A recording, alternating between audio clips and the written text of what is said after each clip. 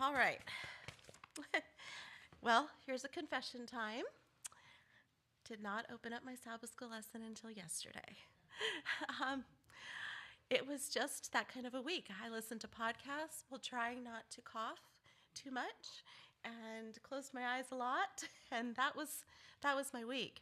So when I saw the title of this, I had a lot of lessons to learn because I said, "Oh no, not this one for me," because in my mind, the sharing the gift of hospitality honestly is not it's not me very well. I don't tend to invite a lot of people over to my house, and this was the image that I had in my mind of what it meant to be the gift of hospitality.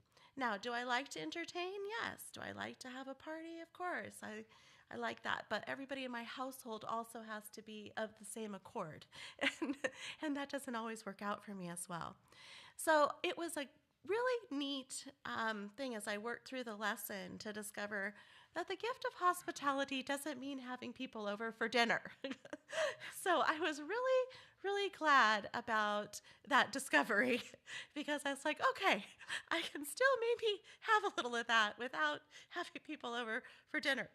So before we get into this lesson too much more, then let's just pray and ask God to be with our study this morning.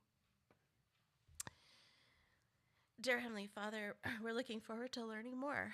We're looking forward to discovering and to seeing what we can do to be a part of that gift of hospitality.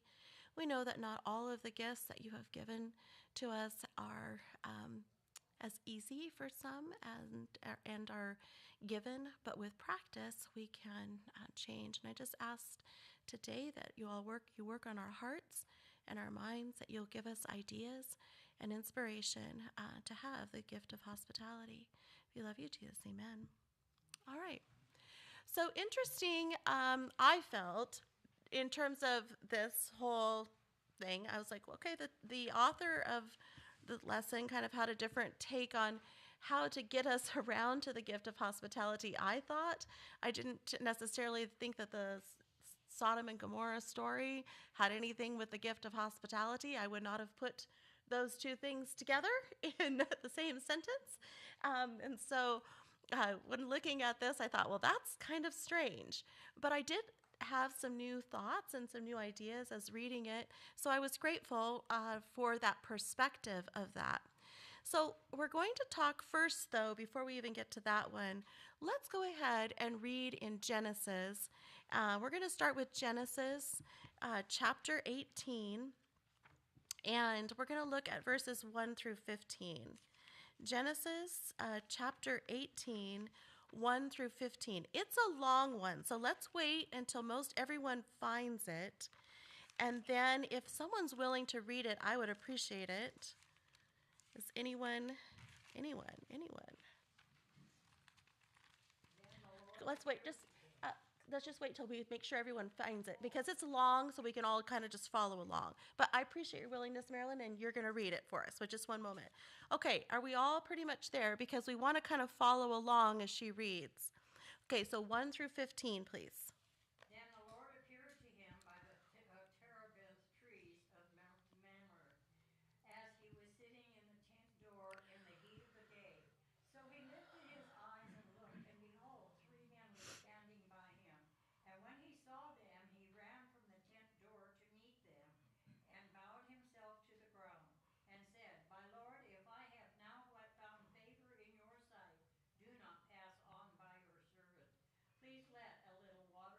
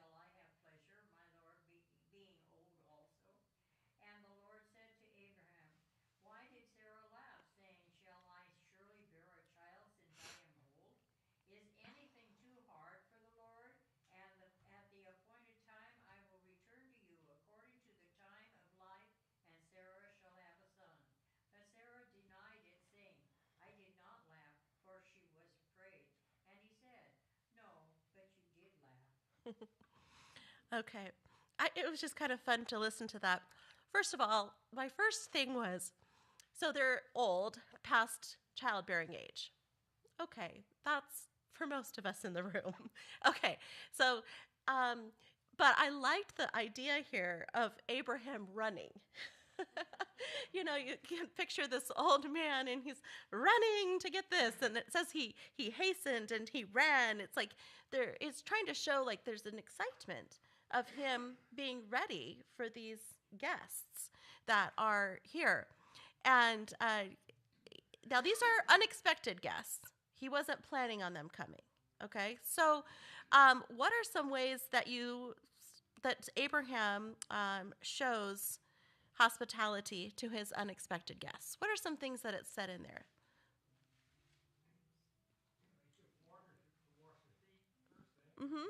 customary Right. at that time. Yes. And did you notice too where it says, I'm going to get you a morsel of food? And then there went to cakes and the calf being slaughtered. We went from a morsel, just a few bites to get you going on your way. And it could be, though, I'm sorry, these things would take a kind of a longer period of time to make.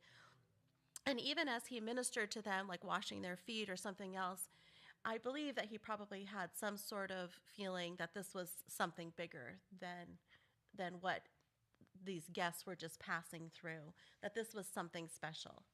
Um, Now, there's this question: was showing hospitality a usual practice for Abraham, or was this an appointment directed by God?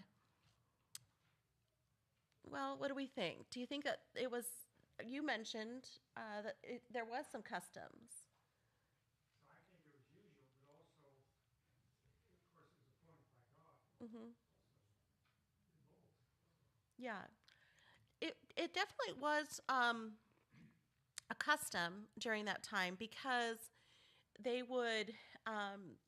There's talk about people traveling through and the guests being received by people. That was something that was a custom, and even in church, we try to do that even in church, right? We try to have a potluck or something to invite people over for visitors who are here.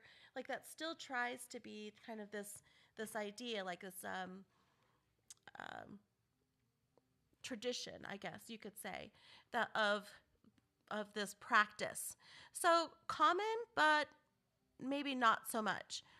Now, what was the reason for these customs? What was the reasons for these traditions? What was behind it? Was it to say, look at all I have? Or was there something actually very humble and kind about it? Go ahead, Mel, I saw you. Just helping others in need. Hmm. Really was the bottom line. Instant relief for travelers. Took care of their basic needs. Yes? Another aspect of that we witnessed a couple of weeks ago. I had Nathan and Tylee's family with us hiking up here on the Idaho border, and we unexpectedly ran onto a moose and he was standing from here to the platform from us. And it was his custom, apparently, since he was a big bull, to take the first step. So he took a few healthy steps toward us to let us know that he was confident about who he was. And we didn't know where it would go from there because we don't know moose that well. But whenever we encounter somebody, whether they're in need or not, Jesus took the first step, Hmm. and it gives you vantage ground because it says to whoever you're approaching, "Hey, I've got something if you need it." Hmm. And so there's that because the story afterward is always, well, yeah, they needed something or Hmm. they were traveling and they had a message. Right. But it should be kind of a knee jerk thing for us as Christians to make that first move. You opened it up beautifully to the next question, which was how can showing hospitality to strangers create mission opportunities? How does what does that do? Anybody have some ideas on that? How can showing hospitality to strangers create mission opportunities? One of the things I was thinking about, oh, sorry. No, I was just reading some about global missionaries recently, and one of the most effective things for them is to invite strangers into their house, either for a talk or a meal, because it really is very effective. And contrary to what the Moose did back here with Ron and Kimberly, it says here in verse 2 that Abraham came, or Abram at that time, bowed himself to the ground. Mm-hmm. So he Humbled. didn't take an aggressive stance, but showed submission Mm-hmm. and willingness to be their friend. Mm-hmm. I think it was a year or so ago, maybe a little longer, probably a little longer. We had the thing where we went and kind of went to different people's houses and had meaningful conversation. Do you guys remember that in a church family? But that's one of the kinds of thing, like to get to know people, to have them in, to have meaningful conversations, and it provides kind of a platform. You can find things that you have similarities or differences with different people. If they see something in your home or they find out where you're from, guys, right away you said, oh, like we had just a brief conversation here this morning and you're from South Dakota. Oh, okay, my dad graduated from South Dakota. Just you have like these connections you can make with just a little bit of um, conversation. So imagine how much more you can have in a meaningful conversation you can have if you're in a setting that people feel comfortable with and confident in being able to share. Is there anybody, I know we're a quiet group this morning, but is there a time that you were impressed to extend hospitality to someone who needed the love of God? Is there a time? Anybody have that? I will say that anybody who's ever done foster care or things like that, that is a time where God speaks to your heart and works on it to do something hard, having someone in your home that necessarily isn't started out in your home. That's a time to show that, especially when in my case, for many years, I knew a lot of these kids would be going in and out. So trying to make them feel welcome and loved and valued for any period of time while they were in the house was something I felt called to do, actually. So that's my story on that. Does anyone else have anything that they felt called by God to do for having people over or something like that? All right, well, maybe this means we need to get out there more, people. We can have stories to share. It's Sabbath school. All right. Well, let's look now. All right. Now we're going to go to, and I don't know why. I remember teaching a Sabbath school lesson not too long ago about Sodom and Gomorrah. I'm like, what is this repeated thing again here? But let's go ahead and what can we learn about the Bible, the lifestyle of the inhabitants of Sodom and Gomorrah? Well, I don't think we want to get into all of it, but there was, if we look at Genesis 19, and we look at 1 through 5. So this is another hospitality story. It says, now the two angels came to Sodom in the evening, and Lot was sitting at the gate of Sodom. When Lot saw them, he rose to meet them, and he bowed himself with his face towards the ground. Okay, so far we have some similarities, don't we?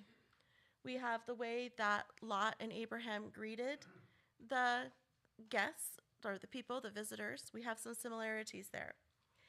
And he said, here now, my lords, please turn into your servant's house and spend the night and wash your feet. and then you may rise early and go on your way. And they said, No, but we will spend the night in the open square. But he insisted strongly. So they turned to him and entered his house. And then he made a feast and baked unleavened bread, and they ate. And before they lay down, the men of the city, the men of Sodom, both old and young, all the people from every quarter, surrounded the house. And they called to Lot and said to him, Where are the men who came to you tonight? Bring them out so that we may know them carnally. Okay, so we've got some things that Lot did. So let's focus on a couple things. First of all, the lifestyle of Sodom and Gomorrah. Was this a safe city? No, obviously not a safe city. If we go on to read that even after they were blinded, they continued to try to beat down the door to get in at these men that were inside. So there was great depravity there in terms of their needs and they feel their needs, their wants being met.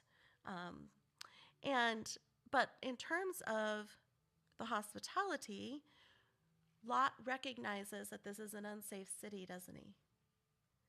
It's very clear. It's very clear that he recognizes this is not the place for strangers to be. And so what does he do? He provides safety for them. And that is a form of hospitality too, to provide your needs. One is to feel safe. That's one of our key things in life is we find we can't learn, we can't think clearly, different things like that if we don't feel safe. So he's trying to provide a safe environment for these strangers that are there.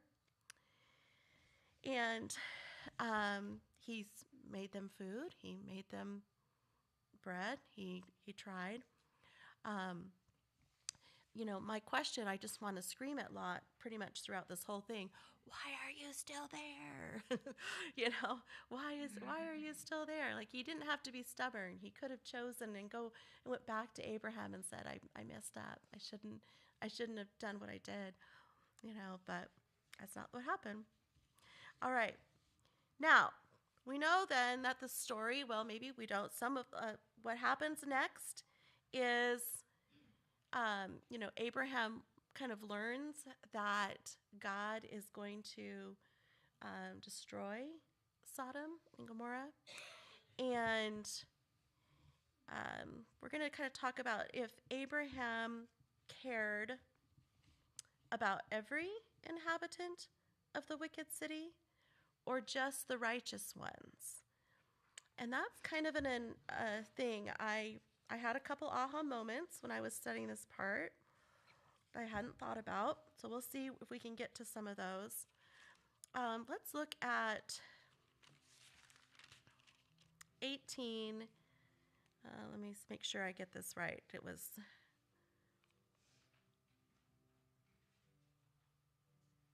Okay. If we look at Genesis 18, let's start with verse 20, and then just going to read down to 23.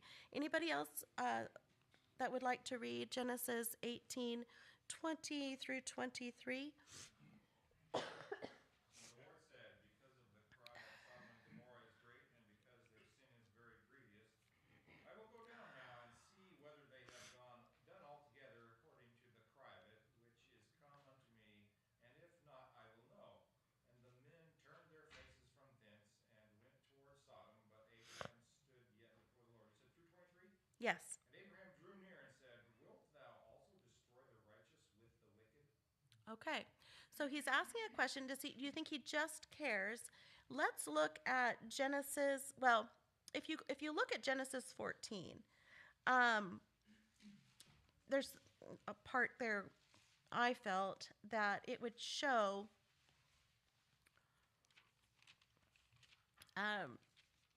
that I didn't write which verse it was. That's a part. That's a problem.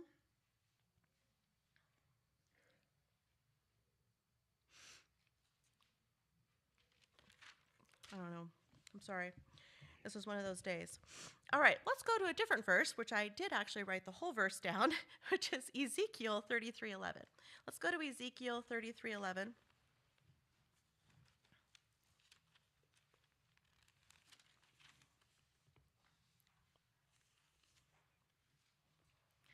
And if we can think about, we've Abraham was very close to God. We're going to be able to tell that when he has that conversation, intercessory prayer with God.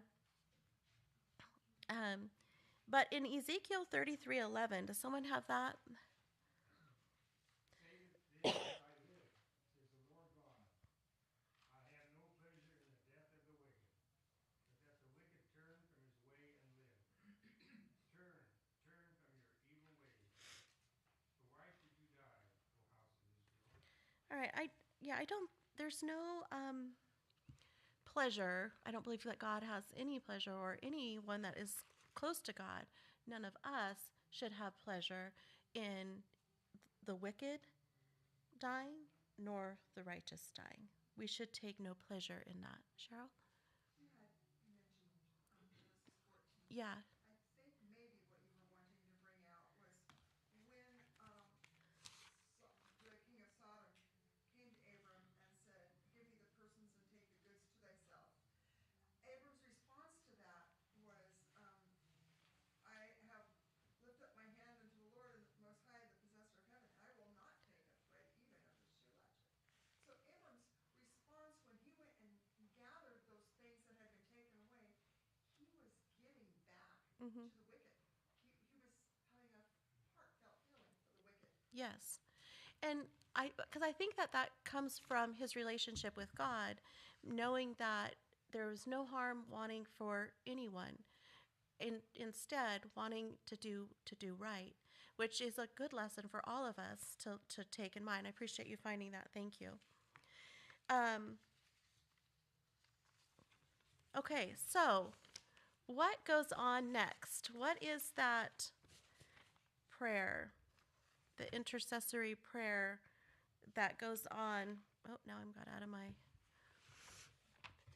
That happens there. I think, just a second.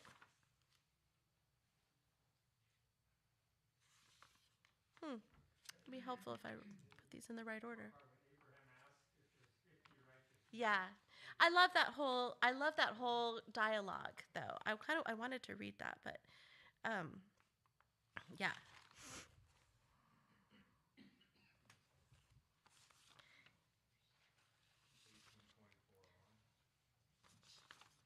Yeah. All right.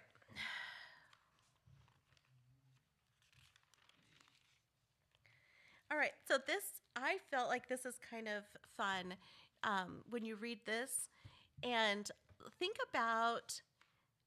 There's lots of couple things to think about when you're listening to this next part. Think about conversations with God. Think about God in terms of wanting what's best, but listening to us. It's kind of a neat thought here. It says, "Suppose there were 50 righteous within the city. Would you also destroy the place and not spare it for the 50 righteous that were in it? For far be it from you to do such a thing as this. So slay the righteous with the wicked, so that the righteous should be as the wicked.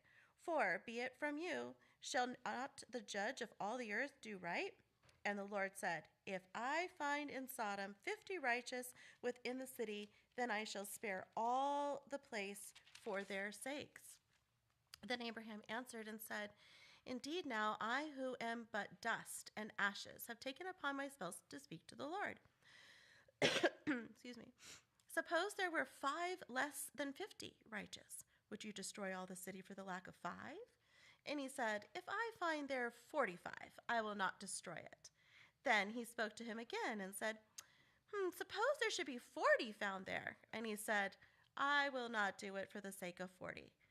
And he said, "Let not the Lord be angry, and I will speak. Suppose 30 shall be found." I'm sorry, but this is what this reminded me of is the students asking me, "Can we have just a couple more minutes of recess?" Well, you said two. How about three? This was just in my mind. This is what I went straight to. Okay. Um, then he said, "Indeed, now I have taken it upon my. Oh, okay. I will not destroy it for the sake of 20." And then he said, "Let not the Lord be angry, and I will speak, but no more. Suppose 10 shall be found there." And he said, "I will not destroy it for the sake of 10." And so the Lord went on his way as soon as they had finished speaking with Abraham, and Abraham returned to his place. So there is definitely like a dialogue going on there. And I'm sure that Abraham thought, Lot has 10 people in his family. There's at least 10 people in Lot's family. You know that he had, it said when we studied Sodom and Gomorrah before, that remember his children had married men within the gates, and then they had families, so they were living there. So I'm sure he thought, okay, Lot can rally 10. Come on, Lot. And and what did we find out? There was actually only what? Not even 4. Yeah, not even 4. Started that way, but that went salty quick. So anyway, why does intercessory prayer, especially for the lost, bring joy to the heart of Jesus? Yes. Because in John 3:17 it says that he didn't come to condemn but to save. Yes. Let's look at Romans 8:34 as well.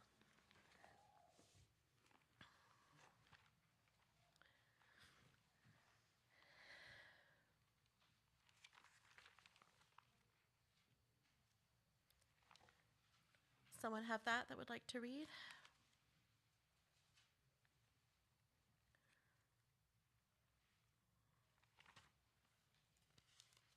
It is Christ who died, and furthermore is also risen, who is even at the right hand of God, who also makes intercession for us. And then Hebrews 7:25. Some more.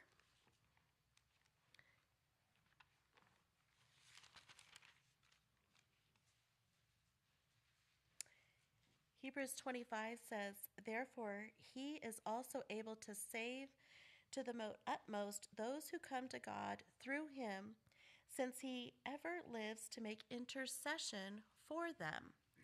So this is he wants to make intercession. Okay?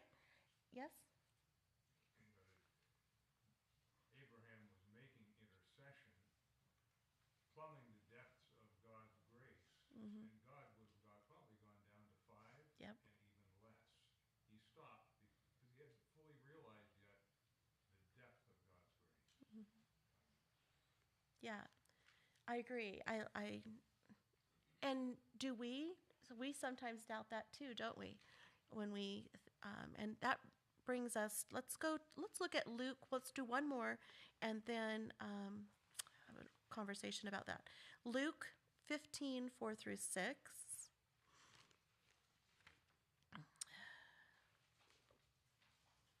Suppose one of you has 100 sheep, but loses one of them. Then he will leave the other 99 sheep in the open field and go out and look for the lost sheep until he finds it. And when he finds it, he happily puts it on his shoulders and goes home. He calls to his friends and neighbors and says, "Be happy with me because I found my lost sheep." In the same way, I tell you, there is more joy in heaven over one sinner who changes his heart and life than over 99 good people who don't need to change. Yeah. And it's a beautiful thought to think about. We have millions of people in this world, right? Millions of people, billions. And this is just living currently, not in the past. And you recognize we all have our own unique fingerprint created by however we decided to hold on in our mother's womb, putting that against us. We all have our own creative abilities. There is not a single person alike. Even twins are different in terms of well, some twins like to maybe try to say very close together, but there's a difference. And so he's talking about that one that's lost. It's not just a random person. It's someone that was created, unique, only that one person. That's one person. I was trying to wrap my mind around that thought that God knows each of us, not just as a group of people, or these people living in Trout Creek and these people living in Thompson Falls, or these people here, but He knows each one of us and each one of our hearts and wants each one of us with Him. And that sheep is each one of us, right? If needed, right? We are that sheep.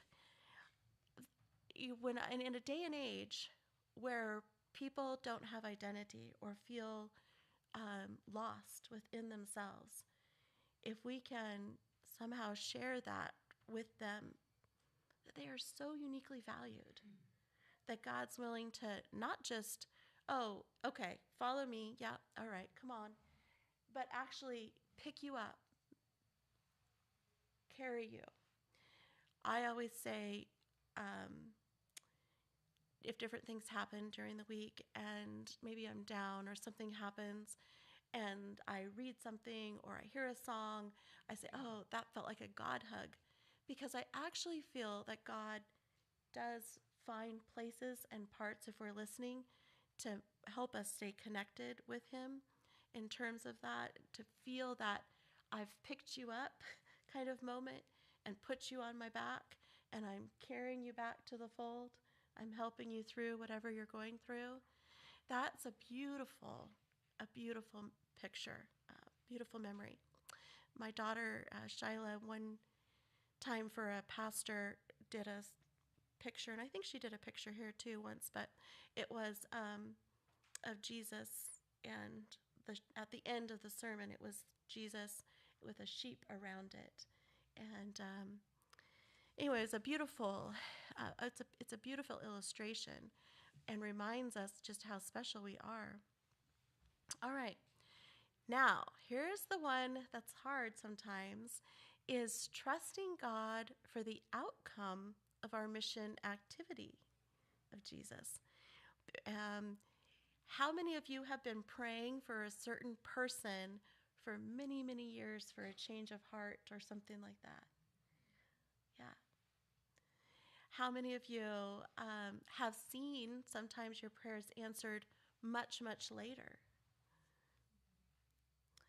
I had that opportunity.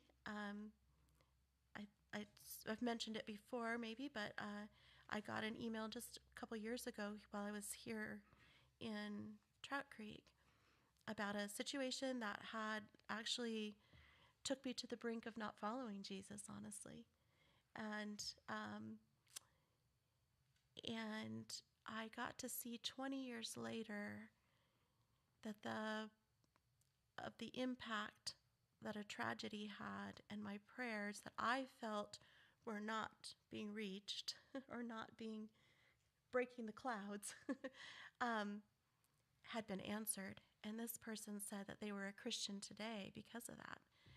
And I was blown away and reminded that 20 years, 30 years, and maybe we don't know. But I guess the big thing is to trust the process. We're going to get to Saul of Tarshish, but think about what Stephen's going to say when he gets to heaven and he sees Saul there. Huh, what are you doing here? Yeah, I think that he's going to be like, what? What's your story? Like, where did this come from that you're here?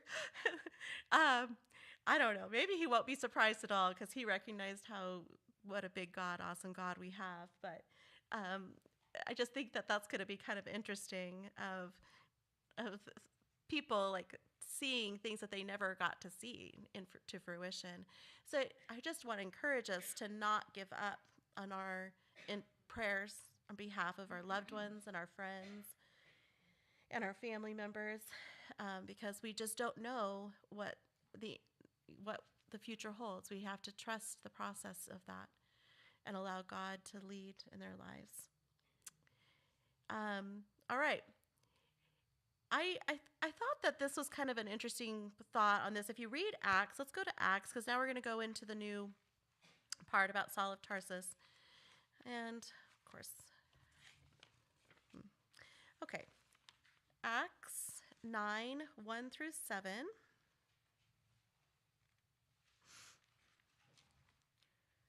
Okay, Mark, Luke, John.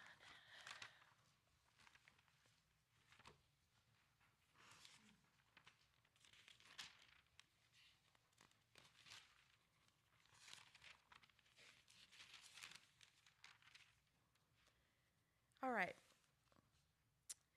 We're going to think about those traveling with Saul of Tarsus to Damascus. And it's going to, let's just say, how many of those that traveled with Saul followed God? Kind of an interesting thought. If you'd see what he saw, what is that? It says, then Saul, still breathing threats and murder against the disciples of the Lord, went to the high priest and asked letters from him to the synagogues of Damascus, so that if he found any who were of the way, whether men or women, he might bring them bound to Jerusalem. And as he journeyed, he came near Damascus, and suddenly a light shone around him from heaven. Then he fell to the ground, and he heard a voice saying to him, Saul, Saul, why are you persecuting me? And he said, Who are you, Lord? And the Lord said, I am Jesus, whom you are persecuting. It is hard for you to kick against the goads. So he's trembling and astonished and said, Lord, what did you want me to do? And the Lord said to him, Arise and go into the city, and you will be told what you must do. And then Saul rose from the ground, and when his eyes were opened, he saw no one, but they led him by hand and brought him into Damascus. Okay, it doesn't really say anything here about what other people felt or thought, does it? And we don't know. It could be that they did end up, following God, because it would be pretty interesting experience to see someone who they were working with go through all of that and then all of a sudden be changed. Either that or they thought, he was off, needs to be in the loony bin. Those were basically the two options there, because that is something to behold. First of all, Jesus, where was Jesus? I mean, this isn't in my Bible, this is in red. So where was Jesus? What had already happened to Jesus at this point in Acts? He'd already died and had been resurrected and gone to heaven. And so this is very unusual, right? This doesn't happen. Was it 2 different times that this happens, I believe, where he comes back? Someone correct me if I'm wrong. But so this experience right then and there, this experience may not have led anyone right then to have conversions, but did Saul's conversion lead to many, many other conversions? Correct, because of the Bible and what he's written in the Bible. And that's going to be kind of interesting for Stephen to hear too, that his writings are in the Bible. Okay, we didn't just go from being in heaven, we're part of the Bible as well. So that's kind of a big one there. Yeah. So which mission outcome do you think is more significant? The conversion of the woman of Jacob's well, or the conversion of many from the city of Sychar? What do you think? One woman, or the conversion of many, or is there a combination? Do you guys know the story? Yes? Without her being converted, the whole city would have been converted. Mm-hmm. She was the cause of the reason. The answer to that would have to be in heaven, because we have no clue. Right. We do know that what those things, the catalyst that each one of those things did, right?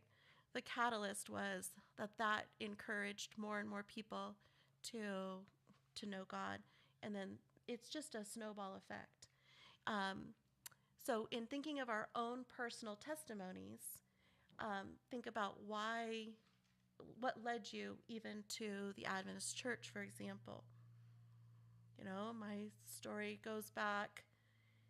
Of course, we each make our own decision on whether to be baptized and continue to follow and different things like that. But, you know, in North Dakota, my grandparents went to tent meetings on the prairie. My grandma was pregnant with my mom, and they were baptized into the Seventh-day Adventist Church and completely changed their ways from being in the pool hall, owning pool hall and different, you know, things during the Prohibition. I mean, it is life changing. My grandparents changed, life changing experience for them. And you know, you think about then. I look at then my own family, and then how that decision affected my parents, and then now my family, and then the future of my family. You can see these effects, these snowball effects that can happen, right? With different things like that. We each probably have our own when it comes to that. So our testimony, though, can bring people to Jesus, right?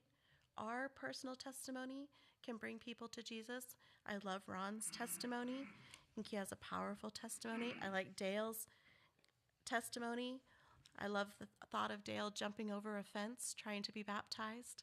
I think that's an awesome, if you've never heard that testimony, I encourage you to do so. That's an awesome testimony as well. You know, we all have these things in our lives that we can share about Jesus. And we have to learn to trust God with the outcomes of our mission activities, right? All right.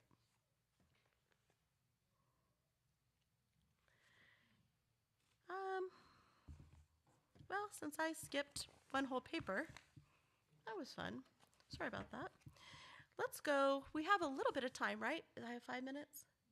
Do I have 5 minutes? Okay. So let's talk about let's talk about intercessory prayer for just a little longer. Can we?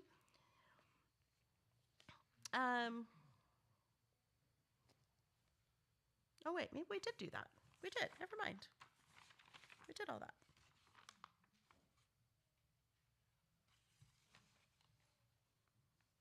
Yeah.